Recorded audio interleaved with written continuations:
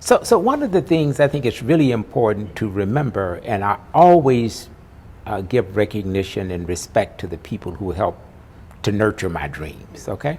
Most black students who enrolled in colleges around the country, almost all of the historically black colleges are located in the South, okay? So of the 101 HBCUs in the country, most of them are in the South, okay? And so we end up picking cotton, chopping cotton. If you were in North Carolina, you did tobacco, you know, and if you were in Florida, you did watermelons and whatever the farm labor was.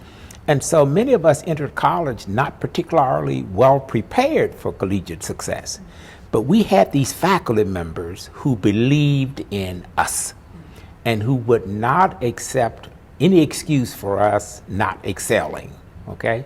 And so when I and others thought we couldn't do something, they said, yes, you can. Yes, you can. And we're going to help you to do it, okay? And so that's the kind of support and encouragement I had at A&M College. And then, of course, black people couldn't go. A lot of people don't know that black people couldn't just take off and go to the University of Arkansas at Fayetteville, or the University of Tennessee or Texas or North Carolina for graduate school. So you actually had to leave the South to go north to graduate school, okay? And so Indiana University was one of those places, okay, that would accept black students, treat them respectfully, and make sure that they earned their degree. And so through the encouragement of one of my mentors, Dr. L.A. Torrance and Prexy, I ended up going to Indiana University to pursue my master's degree.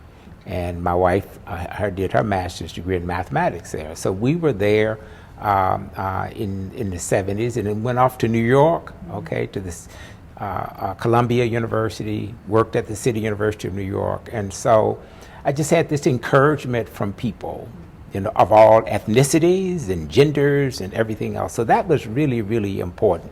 And so one of the things that I really appreciate about A&M, they told me that I could compete. And all I wanted, and all we wanted, was an opportunity to compete. And if we had that opportunity, we would take advantage of it and we would excel. And so that's what happened to me. And I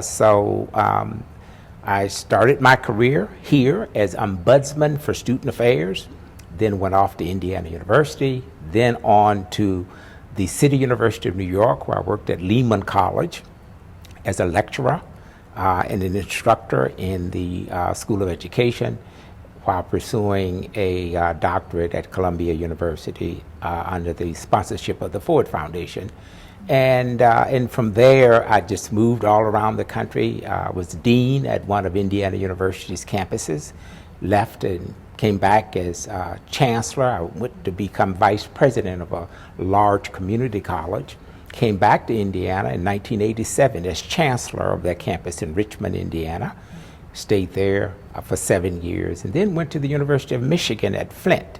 Long before the water crisis, I was at the University of Michigan at Flint, and came back to Indiana University as vice president of that system, with responsibility for regional campus, strategic planning, the Honors College, lots of things.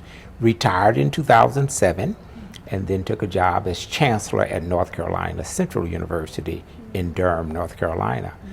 There are three constants in my career. One, I've always had good mentors, people who believe in me. I've had good sponsorship, people who didn't just say, you can do it, they helped me to do it.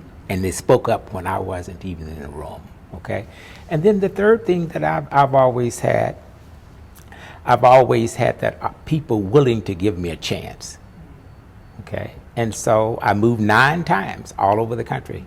And I've worked at some of the finest universities in the country. And I took advantage of those opportunities, and people saw in me something that I could contribute. And so it was a win-win for everyone involved, yeah. But I got my beginning at Arkansas A&M College, now the University of Arkansas at Pine Bluff.